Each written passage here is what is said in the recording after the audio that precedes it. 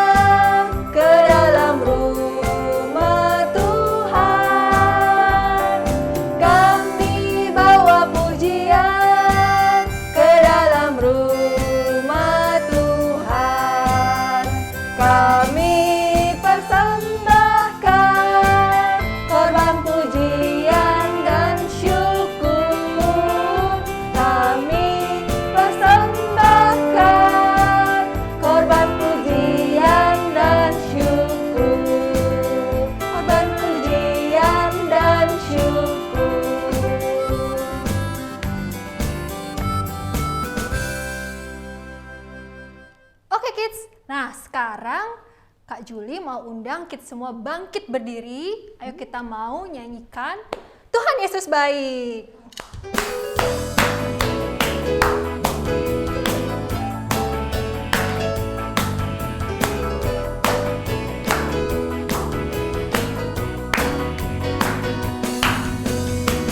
Tiada berkesudahan kasih setiamu Tuhan, selalu baru rahmat-Mu bagiku.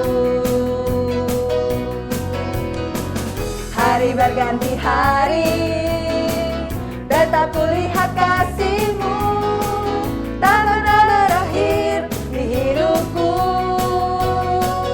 Tuhan Yesus baik, sungguh amat baik, untuk selama-lamanya. Tuhan Yesus baik, Tuhan Yesus baik, sungguh amat baik, untuk selama-lamanya. Tuhan Yesus baik.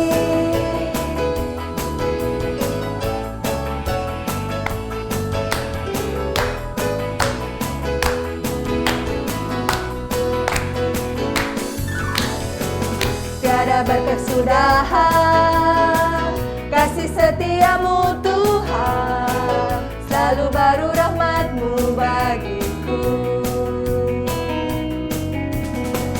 Hari berganti hari, tetap kulihat kasih-Mu, tak pernah berakhir di hidupku. Tuhan Yesus baik, sungguh amat baik, untuk selama-lamanya. Tuhan Yesus baik, Tuhan Yesus baik, sungguh amat baik, untuk selama-lamanya. Tuhan Yesus baik, dari selama-lamanya sampai selama-lamanya. Selama-lamanya Tuhan Yesus baik. Kids, belum capek kan? Kita nyanyi lagi ya. Kita nyanyi suka-suka citamu mengalir dalamku.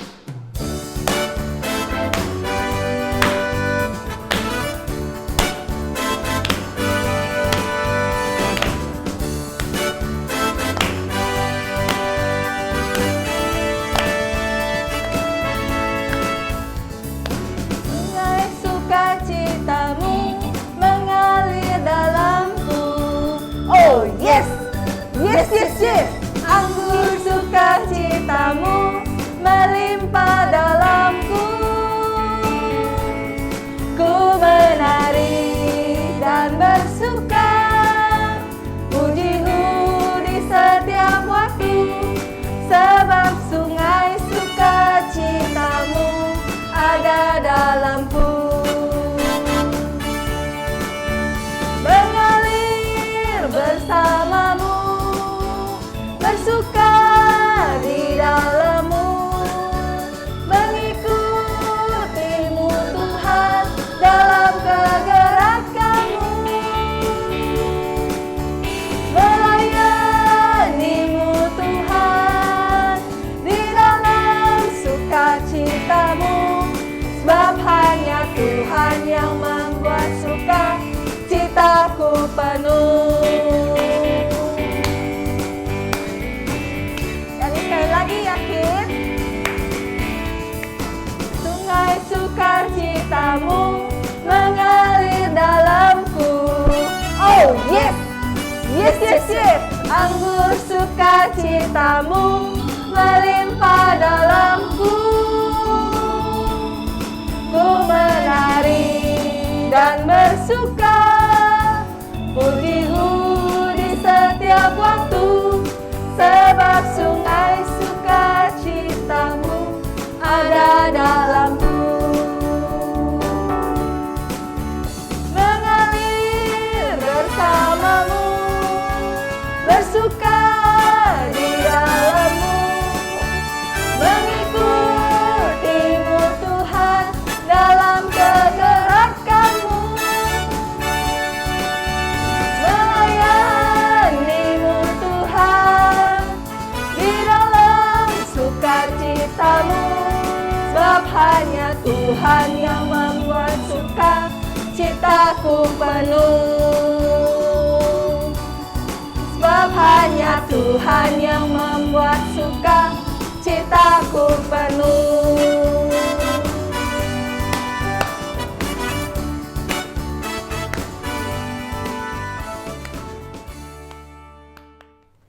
Kids, sekarang kita mau siapkan hati kita mau mendengarkan firman Tuhan. Mari sama-sama kita angkat pujian Yesus Penolong Hidupku.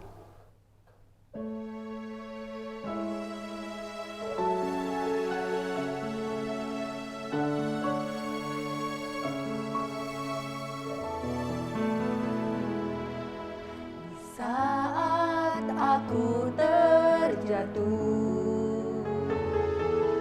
hilang gairah hidup, jalan dalam kegelapan, tak ada arah tujuan. Yesus jamah hatiku, bangkitkan semangat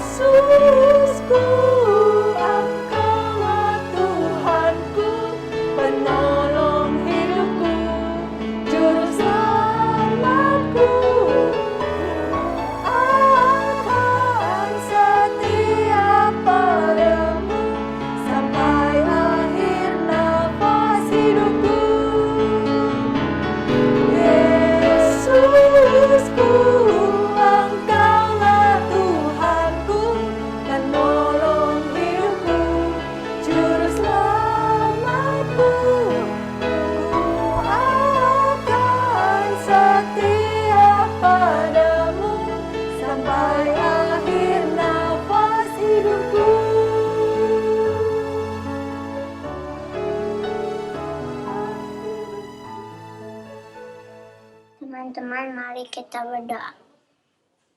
Tuhan Yesus, sebentar lagi kami mau mendengarkan firman Tuhan. Kiranya Tuhan Yesus berkati supaya kami dapat mengerti akan firman-Mu.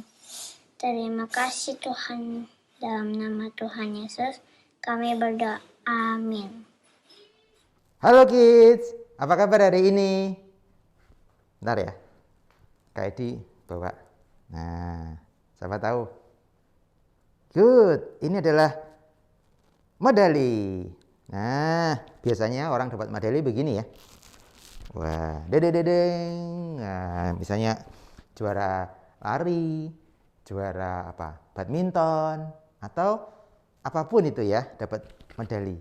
Nah, ngomong-ngomong soal medali, kalau atlet dapat medali karena dia kerja keras, latihan sungguh-sungguh.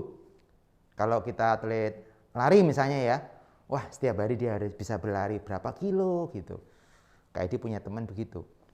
Misalnya yang badminton, dia pasti berlatih setiap hari bulu tangkis dengan luar biasa. Nah, kalau atlet sudah bekerja keras dapat piala atau medali tadi, sekarang bagaimana kalau kita sudah dapat emasnya? Ada nggak kepikiran kalau belum pernah lomba, belum pernah lari, belum pernah latihan, tiba-tiba dapat emas duluan?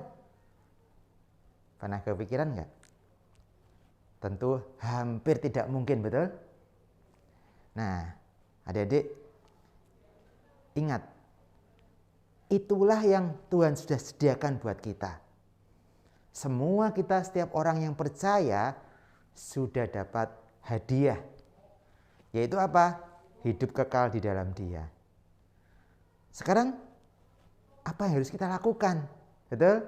Masa kita terima hadiah, terima aja? Tentu kita harus menyenangkan siapa yang memberi hadiah kita. Nah, hari ini Kak Edi akan bercerita tentang firman Tuhan dari Imamat 1 sampai 4. Kit bisa baca di rumah ya. Kit kan udah di rumah kan ya.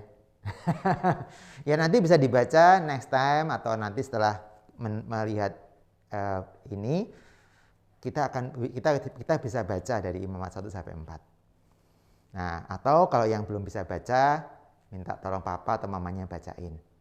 Ya. Beberapa minggu yang lalu kita sudah belajar bagaimana Allah sangat mengasihi umatnya. Buktinya apa? Dengan menyediakan buah kurma, menyediakan mana, menyediakan burung, ya. Burung tiba-tiba datang gitu, daging burung puyuh bisa kita makan, ada air di padang belantara. Coba bayangin, kalau kita ada di padang gurun yang gersang, yang tidak ada apa-apa, tiba-tiba ada yang kirim makanan. Kalau sekarang kita bisa order kan, pakai makanan online. Zaman dulu kan nggak ada. Nah, tetapi Allah sangat mengasihi umatnya. Mereka diberi oleh Allah 10 hukum. Yaitu apa? Aturan khusus yang Allah berikan kepada umatnya untuk membantu umat Tuhan bisa mengerti bagaimana mereka harus mengasihi Tuhan maupun mengasihi sesamanya. Nah, tapi sayang ya kids, justru umat Tuhan itu malah melakukan sebaliknya. Kalau tadi kita ngomong-ngomong soal atlet yang harus berlatih supaya dapat medali emas, tetapi yang dilakukan oleh umat Tuhan malah sebaliknya. Tidak menyenangkan Tuhan, tetapi malah membuat Tuhan itu sedih. Nah, buktinya apa? Mereka malah membangun berhala, malah disembah, bukan menyembah Allah lagi. Jangan ditiru ya. Nah, terlepas dari dosa itu, Allah kita luar biasa. Allah masih mengasihi mereka, mengasihi kita. Kali ini Allah menyuruh mereka, bangsa Israel waktu itu, untuk membangun tempat yang khusus, yaitu kemah khusus yang disebut apa? Ya, kemah suci. Di kemah suci inilah Allah akan bertemu dengan umatnya. Minggu ini kita akan belajar bagaimana cara Allah bertemu dengan umatnya. Atau bagaimana umat Israel mau bertemu dengan Allah. Intinya antara umat Israel sama Allah itu ketemu. Untuk apa? Untuk menyembah Dia, menyembah Allah di dalam kemah suci itu. Allah adalah pencipta dan raja kita. Dia sendiri yang pantas untuk mendapat penyembahan kita. Dan Dia sendiri, Tuhan itu sendiri akan memberitahu kita bagaimana caranya. Nah, ada beberapa aturan yang waktu itu Musa dan bangsa Israel harus lakukan, ya. Banyak hukum untuk menunjukkan kepada umatnya seperti apa itu hidup kudus.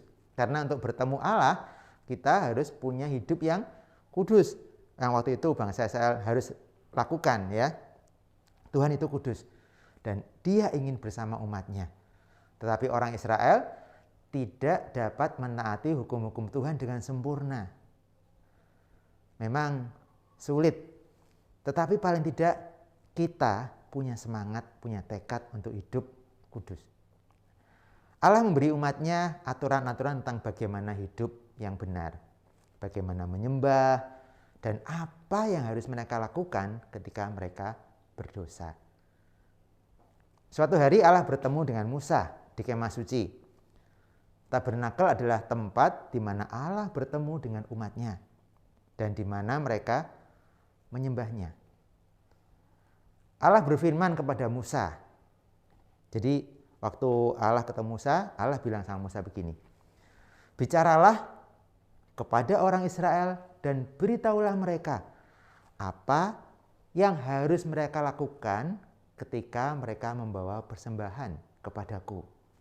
Itu yang disuruh Tuhan kepada Musa. Kemudian Allah memberi Musa aturan-aturan nih tentang persembahan, tentang dan lain-lain itu, ya. Intinya, persembahan adalah hadiah yang diberikan manusia kepada Allah. Seperti contohnya uang, biji-bijian, zaman itu, ya. Uang, biji-bijian atau hewan. Nah, berbagai macam aturan ini ditetapkan dan syarat-syaratnya ditetapkan sebagaimana cara umat memberikan persembahan itu. Tuhan juga memberikan aturan tentang para imam. Jadi selain jemaat juga ada imam. Kalau sekarang itu antara anak sekolah minggu, kid, sama guru sekolah minggu gitu, ya, kurang lebih, ya. Karena ada yang jemaat umum, ada yang memimpin. Nah, para imam membuat upacara pengorbanan yang diperintahkan Allah. Para imam tugasnya mengurus kemah suci dan mereka mengajarkan kepada orang-orang aturan Allah untuk hidup kudus. Jadi ada aturannya, ya, supaya jelas gitu. Kalau enggak bingung semua kan, betul? Harun dan putra-putranya melayani sebagai imam. Tuhan memberikan mereka aturan tentang bagaimana mempersembahkan korban. Nah, ketika orang ingin memuji Tuhan, mereka memberikan korban bakaran. Nah, karena apa? Karena Tuhan pantas mendapat pujian kita. Bangsa Israel memuji Allah karena membawa mereka keluar dari Mesir. Kalau kita bagaimana? Ya, kita memuji Tuhan karena Tuhan itu luar biasa. Kasih Tuhan luar biasa buat kita. Ya, berikutnya, ketika orang ingin bersyukur kepada Tuhan, mereka memberi apa? Memberikan persembahan biji-bijian. Waktu itu, ya. Jadi memang modelnya begitu waktu itu zaman Israel. Tuhan pantas mendapatkan ucapan terima kasih dari kita. Bangsa Israel berterima kasih karena Allah telah menyediakan segala yang mereka butuhkan. Kalau sekarang misalnya, ya, kita bisa memberikan apa? Oh, bisa memberikan celengan kita, tabungan kita kepada Tuhan untuk pekerjaan, misalnya pekerjaan PIPKA yang waktu itu kita kerjakan, ya. Oke. Yang berikutnya, ketika orang ingin merayakan Tuhan karena mereka memberi persembahan. Kebaikan-kebaikan Tuhan itu pantas untuk dirayakan. Bangsa Israel waktu itu merayakan Allah karena tinggal bersama dengan mereka dan mereka menghormatinya sebagai raja mereka. Contoh misalnya begini. Kalau kita tinggal di rumah, ya, bersama dengan orang tua, papa, mama atau kakak, adik kita bisa memberikan apa yang kita bisa berikan. Contoh membantu mereka, ya, mengasihi mereka, memasakkan mereka kalau mungkin bisa masak. Nah, itu adalah contoh bisa memberikan persembahan, tidak hanya uang, tetapi hati kita, diri kita, kegiatan sehari-hari kita bisa pakai. Di gereja misalnya, kita bisa bantu pelayanan, misalnya apa? Mengedarkan kantong persembahan, ya, membantu membersihkan acara-acara tertentu, itu bisa.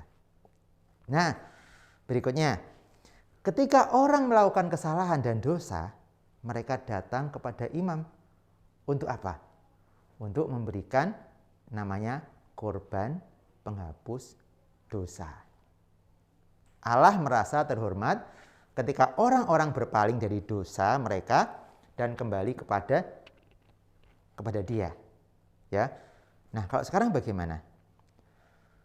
Kalau kita misalnya berbuat dosa, ya, yang pertama yang kita lakukan, yang perlu kita lakukan adalah kita minta ampun kepada Tuhan. Ya, kalau zaman dulu harus pakai penghapus dosa, zaman bangsa Israel untuk memperbaiki hubungan mereka dengan Allah. Tetapi sekarang Yesus sudah terlebih dahulu mati buat kita. Itu adalah pengganti dosa kita yang harusnya dihukum. Yesus yang menggantikan hukuman itu buat kita.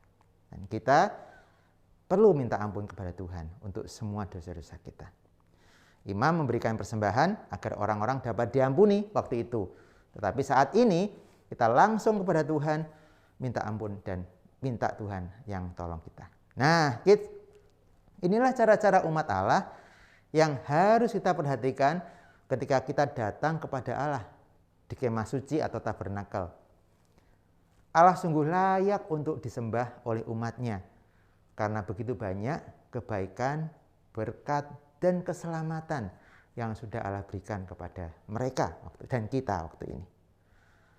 Nah, penerapannya sekarang ya, lebih khususnya apa buat kita hari ini? Yang pertama adalah Allah layak mendapatkan penyembahan kita. Itu penting kita ingat. Dia menciptakan kita untuk selalu dekat dengan Dia. Dengan cara apa? Nah, ini dia. Allah telah menyediakan keselamatan dari dosa melalui putranya, yaitu Yesus Kristus. Seperti yang Kak Edi sedang ngomong tadi ya. Yesus sudah mati buat kita supaya setiap orang yang percaya kepadanya diselamatkan. Ya, kalau kita sekarang misalnya ke mana? Ke mall atau ke gereja atau kemana yang ada wifi-nya ya. Tentu kita, wah wifi-nya mau dong. Password-nya apa password-nya? Nah, kalau kita mau selamat, keselamatan yang Tuhan sediakan itu password-nya cuma satu. Tulisannya apa? Percaya Yesus. Nah, setiap orang yang percaya akan diselamatkan. Di dalam Kristus kita harus menyembah Allah yang mengasihi kita, ya, menaati Dia, memuliakan Dia seumur hidup kita. Hanya itu yang kita bisa lakukan. Kita beribadah untuk merayakan kebesaran Allah yang sangat mengasihi kita, betul? Hari ini kita memuji Tuhan, kita menyembah Dia, kita baca Alkitab, itu semua karena kita mau merayakan kebesaran Allah yang sangat mengasihi kita. Segala sesuatu yang tentang Tuhan Yesus itu luar biasa. Segala sesuatu yang Tuhan lakukan adalah benar dan besar. Karena Allah kita adalah Allah yang besar dan Allah yang benar. Nah, kids semua di rumah, hari ini kita belajar dan diingatkan bagaimana, tanda kutip ya, sebagai seorang atlet yang sudah mendapat piala atau medali ini, kita harus merespon itu dengan usaha-usaha untuk berlatih, untuk melakukan hal-hal yang benar. Di dalam Tuhan, di dalam Yesus, kita semua sudah mendapat keselamatan. Waktunya saat ini untuk kita bagaimana kita hidup sesuai dengan yang Tuhan sudah kasih aturan buat kita. Selamat hidup melayani Tuhan, selamat menikmati anugerah Tuhan dan kasih Tuhan yang luar biasa.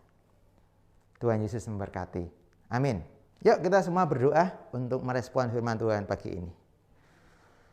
Tuhan Yesus yang sungguh mengasihi kami sungguh bersyukur Tuhan, karena Engkau sudah menyediakan mahkota kehidupan untuk kami semua, setiap orang yang percaya kepadamu. Tuhan, tolong kami, kids semua yang ada di rumah maupun setiap kakak-kakak sekolah minggu, supaya kami semua bisa melakukan apa yang menjadi perintah-Mu, apa yang harus kami lakukan, bagaimana kami harus hidup benar di hadapan Tuhan. Tolong kami Tuhan, terima kasih. Di dalam nama Tuhan Yesus Kristus kami berdoa. Amin.